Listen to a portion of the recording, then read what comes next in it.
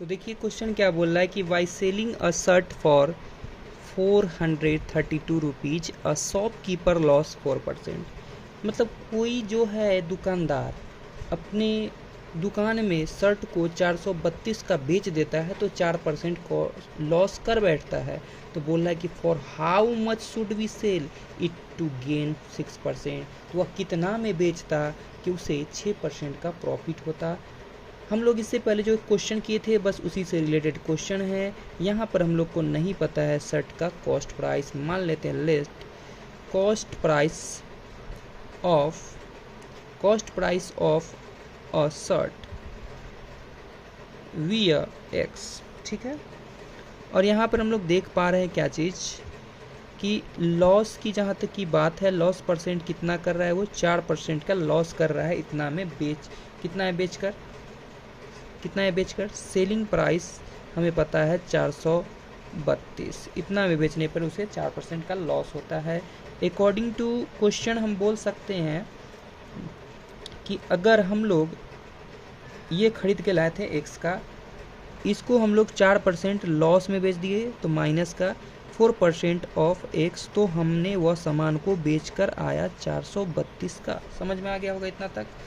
तो यहाँ से निकल के आया x माइनस 4% होता है 100 में, ऑफ का मतलब मल्टीप्लाई, तो मल्टीप्लाई x यानी कि 432। ये कितना टाइम्स कैंसिल, 25 टाइम्स कैंसिल हो जाता है। एलसीएम यहाँ से देता है 25। कितना देता है 25 x माइनस का x is equal to 432 rupees. तो ये दोनों को सब्ट्रैक्ट करने पे आया 24।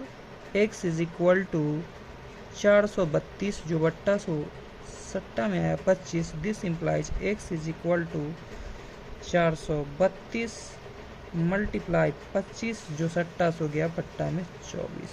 ठीक है, अब देखिएगा ये कटेगा कितना टाइम्स में, आप काटो डिवाइड करते हैं। ठीक है, तो देखिए ये जो कैंसिल हो रहा है वो 18 टाइम्स कैंसिल हो रहा है। और हमने यहाँ से x का जो वैल्यू देखा, 18 को 25 से मल्टीप्लाई करोगे तो आ जाएगा 450। यानी वह शर्ट जो था 450 का पड़ा था उस दुकानदार को, वह दुकानदार जाकर के बेच के आया था 432 का, जिस वजह से उसे लॉस हुआ था। तो हमें यह पता चल चुका है, कॉस्ट प्राइस पता चल चुका है। अब बोला 6% हम लोग को इस पर गेन करना है, तो 450 का 6% इंक्रीज करा देंगे। तो हम बोल देंगे selling price when he want to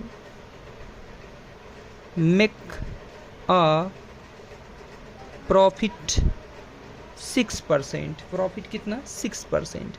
so selling price is equal to, ठीक है, ये न्यू सेलिंग प्राइस है।